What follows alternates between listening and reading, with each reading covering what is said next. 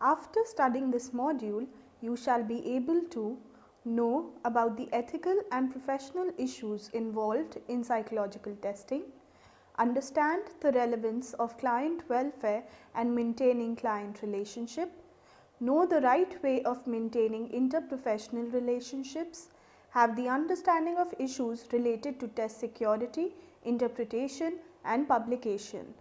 Know about the ethics involved in research precautions, publication credit and promotional activities.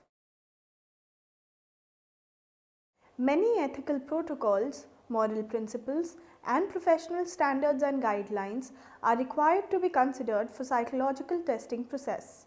This is to ensure that the client's welfare is safeguarded on the one hand and on the other, professional obligations of a psychologist is duly met. This module details about the principles of psychological testing covering client relationship, impersonal services, interprofessional relations, remuneration, research precautions, publication credit and promotional activities. It also highlights issues and ethics related to security, interpretation and publication of a psychological test. The individuals taking a test have the right to be informed about the testing process. They should be clearly stated about the nature, the purpose, the implications and the results of the test score. They should be protected from any kinds of physical and mental trauma during the testing procedures. Test takers must be competent in administering, scoring and interpreting the test scores. Further, a psychologist must act with integrity in regard to colleagues in psychology and in other professions. He must respect the rights and reputation of the institute or organization with which he is associated. In establishing rates for professional services, the psychologist considers carefully both the ability of the client to meet the financial burden and the charges made by other professional persons engaged in comparable work. It is to be noted that these specific principles and research protocols are to be monitored carefully by the psychologists. Failure to adhere to these can have severe consequences for the scientists. Principles of psychological testing. The American Psychological Association has laid down several principles in the biographical directory of the American Psychological Association to ensure ethical and professional compliance with testing. These 19 principles are reproduced in this and the previous module for the students to make them explicable about the responsibilities of various stakeholders involved in testing process. The previous module talked about the first 6 principles. Principle 7, Client Welfare. The psychologist respects the integrity and protects the welfare of the person or group with whom he is working. The psychologist in industry, education and other situations in which conflicts of interest may arise among various parties as between management and labor or between the client and the employer of the psychologist defines for himself the nature and direction of his loyalties and responsibilities and keeps all parties informed of these commitments. When there is a conflict among professional workers, the psychologist is concerned primarily with the welfare of any client involved and only secondary with the interest of his own professional group. The psychologist attempts to terminate a clinical or consulting relationship when it is reasonably clear to the psychologist that the client is not benefiting from it. The psychologist who asks that an individual reveal personal information in the course of interviewing, testing or evaluation, or who allows such information to be divulged to him does so only after making certain that the responsible person is fully aware of the purpose of the interview, testing or evaluation and of the ways in which the information may be used. In cases involving referral, the responsibility of the psychologist for the welfare of the client continues until this responsibility is assumed by the professional person to whom the client is referred or until the relationship with the psychologist making the referral has been terminated by mutual agreement. In situations where referral consultation, or other changes in the conditions of the treatment are indicated and the client refuses referral, the psychologist carefully weighs the possible harm to the client, to himself, and to his profession that might ensue from continuing the relationship. The psychologist, who requires the taking of psychological tests for didactic classification or research purposes, protects the examinees by ensuring that the tests and the test results are used in a professional manner. When potentially disturbing subject matter is presented to students, it is discussed objectively and efforts are made to handle constructively any difficulties that arise. Care must be taken to ensure an appropriate setting for clinical work to protect both client and psychologist from actual or imputed harm and the profession from censure. In the use of accepted drugs for therapeutic purposes, special care needs to be exercised by the psychologist to assume himself that the collaborating physician provides suitable safeguards for the client. Principle 8. Client relationship. The psychologist informs his prospective client of the important aspects of the potential relationship that might affect the client's decision to enter the relationship. Aspects of the relationship that are likely to affect the client's decision include the recording of an interview, the use of interview material for training purposes, and observation of an interview by other persons.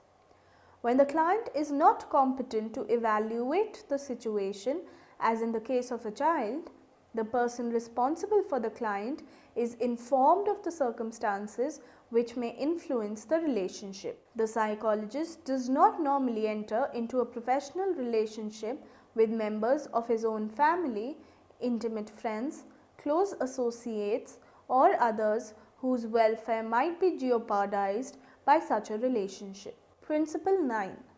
Impersonal service. Psychological services for the purpose of diagnosis, treatment, or personalized advice are provided only in the context of a professional relationship and are not given by means of public lectures or demonstrations, newspaper or magazine articles, radio or television programs, mail or similar media.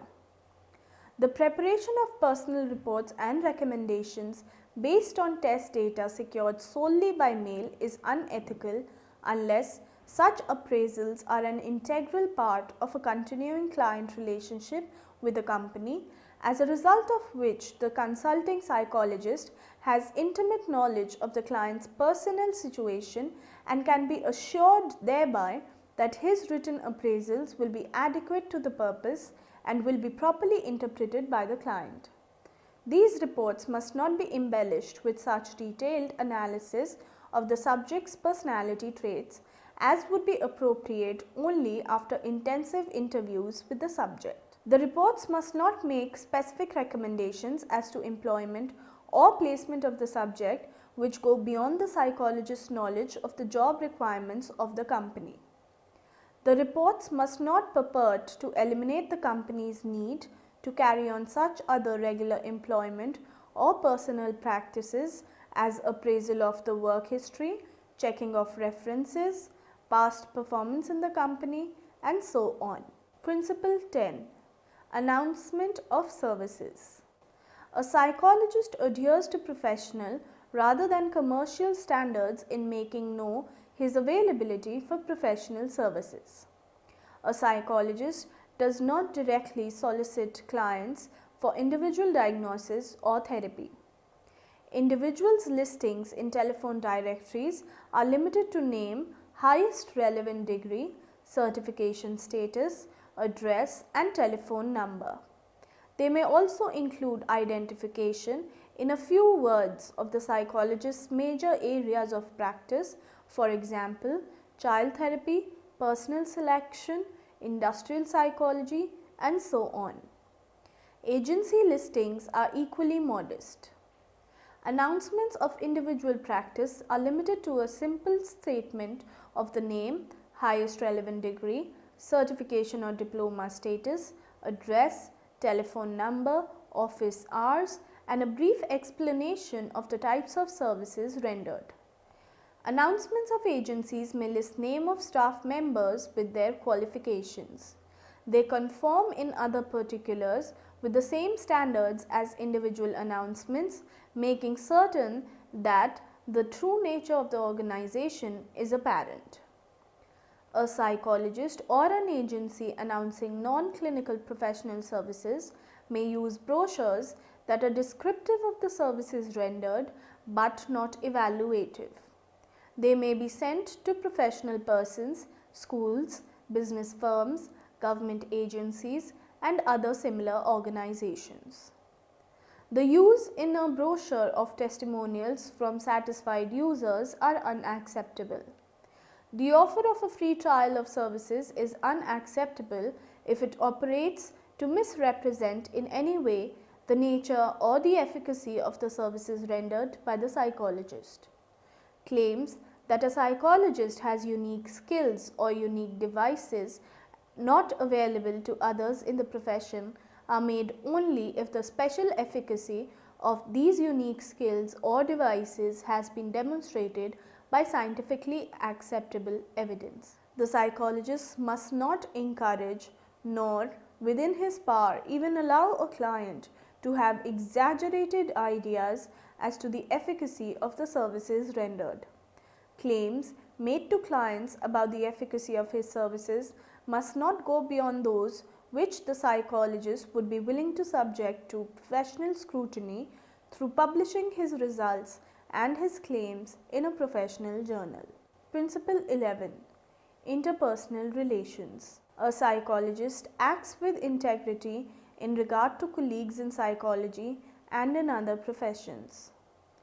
Each member of the association cooperates with the duly constituted committee on scientific and professional ethics and conduct in the performance of its duties by responding to inquiries with reasonable promptness and completeness. A member taking longer than 30 days to respond to such inquiries shall have the burden of demonstrating that he acted with reasonable promptness. A psychologist does not normally offer professional services to a person receiving psychological assistance from another professional worker except by agreement with the other worker or after the termination of the client's relationship with the other professional worker.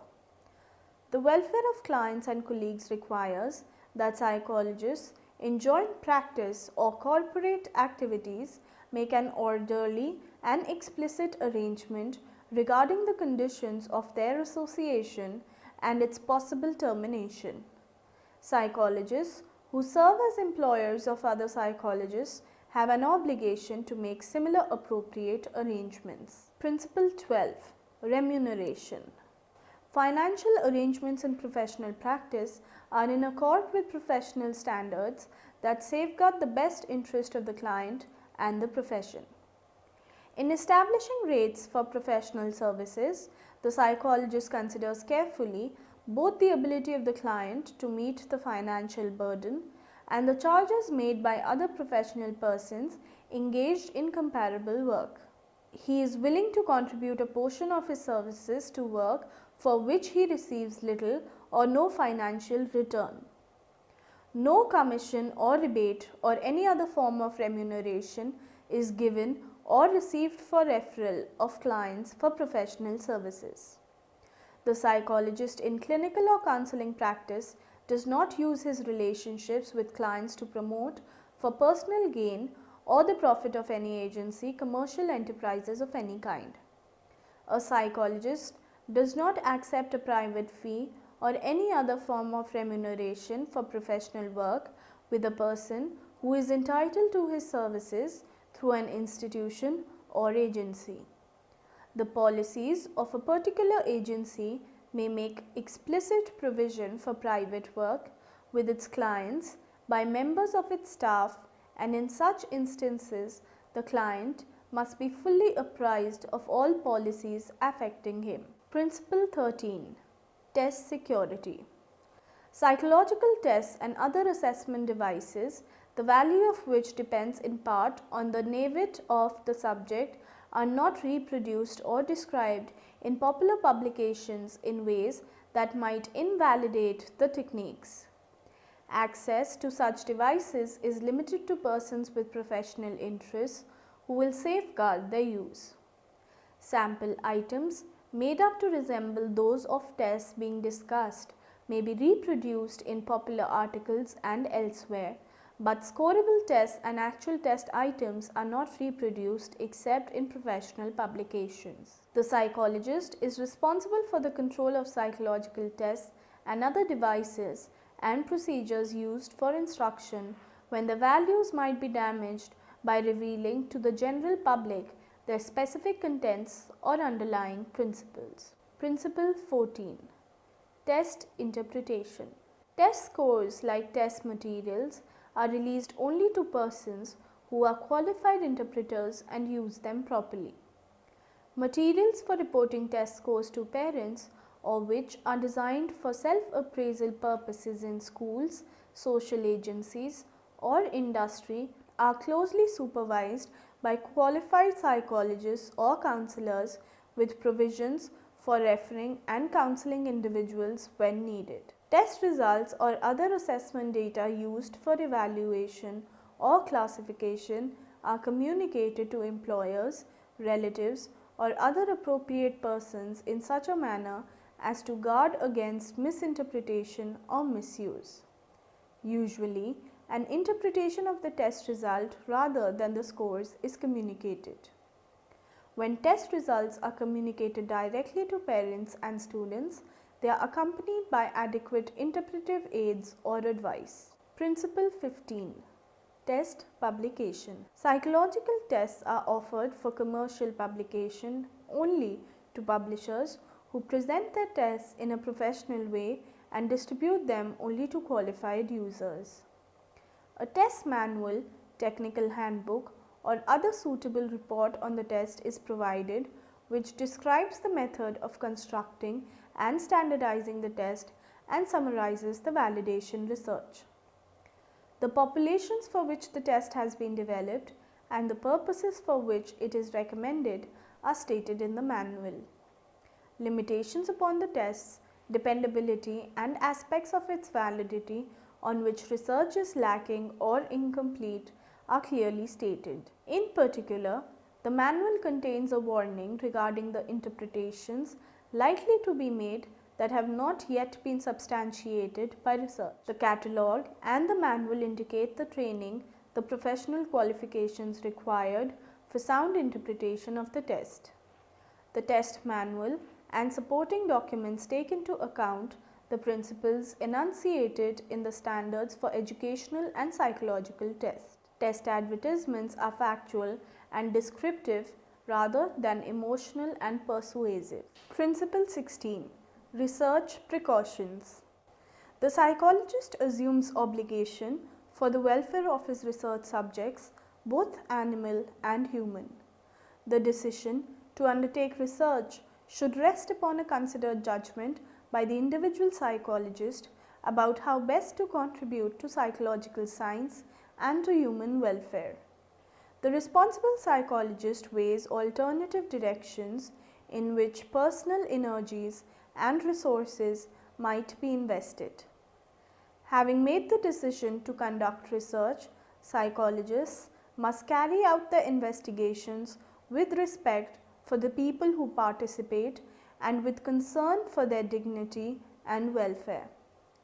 The principles that follow made explicit the investigator's responsibilities towards participants over the course of research, from the initial decision to pursue a study to the steps necessary to protect the confidentiality of the research data.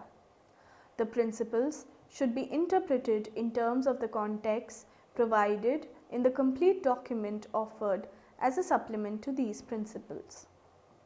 In planning a study, the investigator has the personal responsibility to make a careful evaluation of its ethical acceptability, taking into account these principles for research with human beings.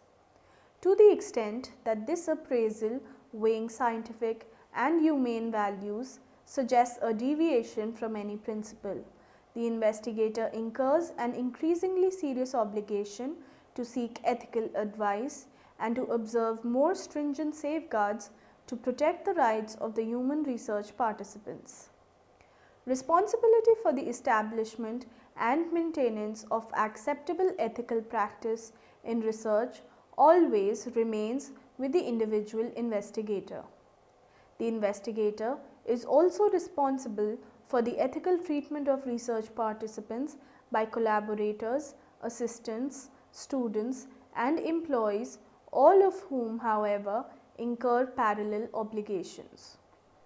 Ethical practices require the investigator to inform the participants of all features of the research that reasonably might be expected to influence the subject's willingness to participate and to explain all other aspects of the research about which the participant may require. Failure to make full disclosure given added emphasis to the investigator's abiding responsibility to protect the welfare and dignity of the research participant. Openness and honesty are essential characteristics of the relationship between the investigator and the research participant. When the methodological requirements of a study necessitate concealment or deception, the investigator is required to ensure the participant's understanding of the reasons for this action and to restore the quality of the relationship with the investigator. Ethical research practices require the investigator to respect the individual's freedom to decline to participate in research or to discontinue participation at any time. The obligation to protect this freedom requires special vigilance when the investigator is in a position of power over the participant. The decision to limit this freedom gives added emphasis to the investigator's abiding responsibility to protect the participant's dignity and welfare.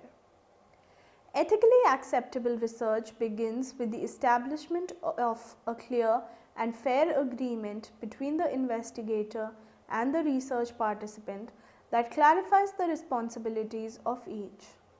The investigator has the obligation to honor all promises and commitments included in that agreement. An ethical investigator protects participants from physical and mental discomfort, harm, and danger. If the risk of such consequences exists, the investigator is required to inform the participant of that fact, secure consent before proceeding, and take all possible measures to minimize distress.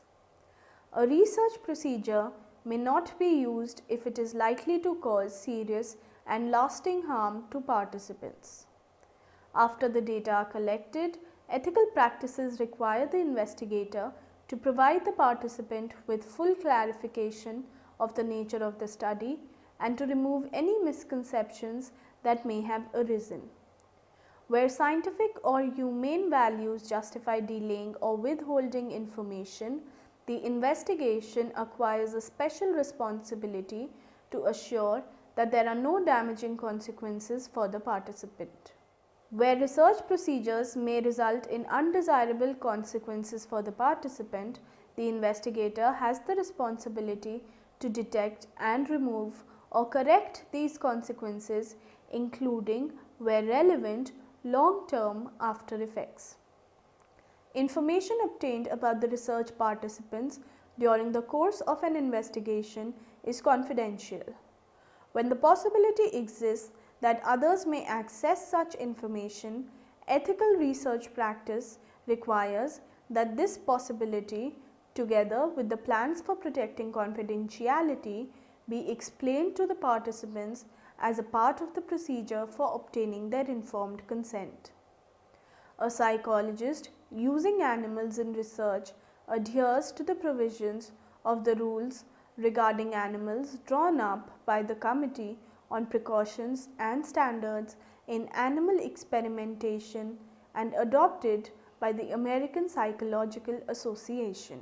Investigations of human subjects using experimental drugs, for example, hallucinogens, psychedelic or similar substance, should be conducted only in such settings as clinics, hospitals or research facilities maintaining appropriate safeguards for the subjects. Principle 17. Publication credit. Major contributions of a professional character made by several persons to a common project are recognized by joint authorship. The experimenter or author who has made the principal contribution to a publication is identified as the first listed. Minor contribution of a professional character, extensive clerical or similar non-professional assistance and other minor contributions are acknowledged in footnotes or in an introductory statement. Acknowledgement through specific citations is made for unpublished as well as published material that has directly influenced the research or writing. A psychologist who compiles and edits for publication the contributions of other publishers, the symposium or report under the title of the committee or symposium with his own name appearing as chairman or editor among those of the other contributors or committee members. Principle 18. Responsibility towards organization. A psychologist respects the rights and reputation of the institute or organization with which he is associated. Materials prepared by a psychologist as a part of his regular work under specific direction of his organization are the property of that organization. Such materials are released for use or publication by a psychologist in accordance with the policies of authorization, assignment of credit and related matters which have been established by his organization. Other material resulting incidentally from activity supported by an agency and for which the psychologist rightly assumes individual responsibility is published with a disclaimer for any responsibility on the part of the supporting agency.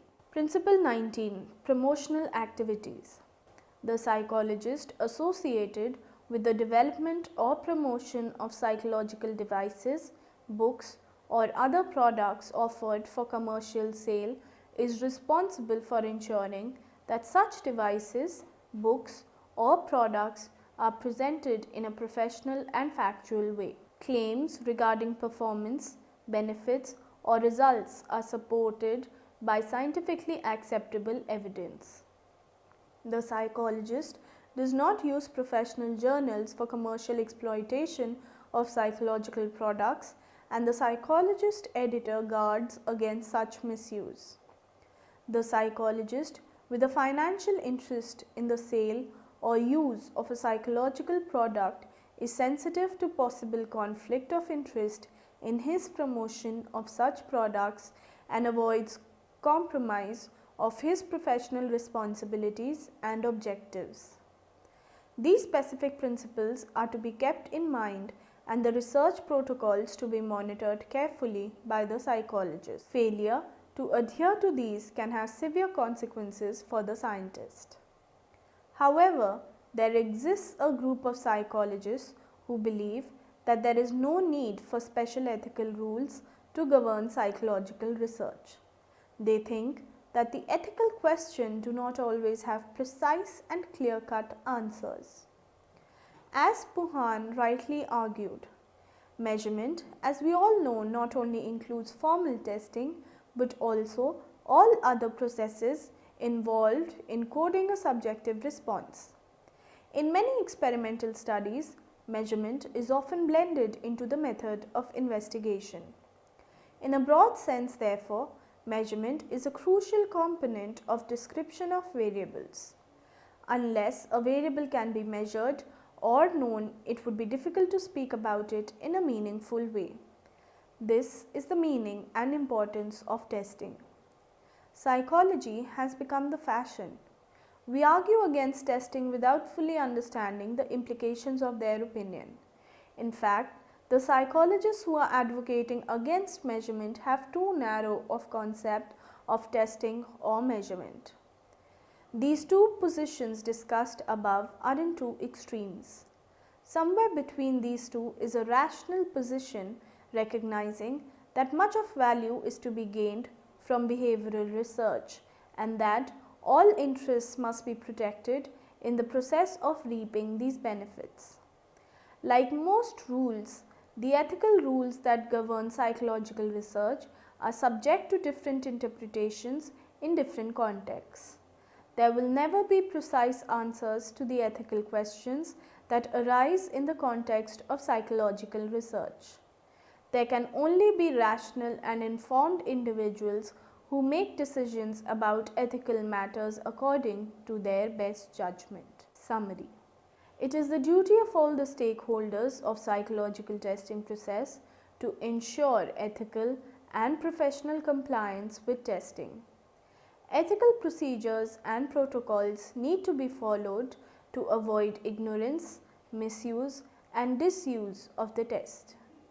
The psychologist respects the integrity and protects the welfare of the person, group, colleagues with whom he is working. The psychologist informs his prospective client of the important aspect of the potential relationship that might affect the client's decision to enter the relationship.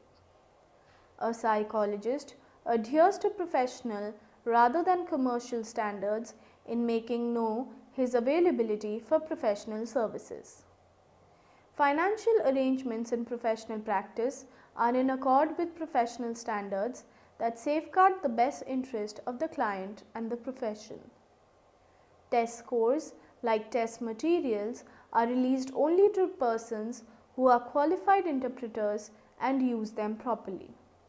Psychological tests are offered for commercial publication only to publishers who present their tests in a professional way and distribute them only to qualified users. The psychologist assumes obligations for the welfare of his research subjects, both animal and human.